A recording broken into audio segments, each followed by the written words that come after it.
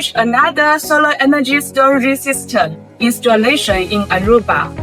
We can see that there are total 72 pieces of 600-watt solar panels in this solar system.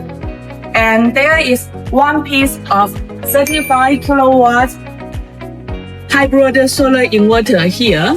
We have a total 10 pieces of 10 kilowatt-hour lithium battery.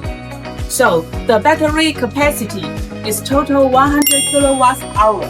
About this solar system, it can generate 200 kilowatt-hours power every day, and it can save $2,000 electricity bill and every month.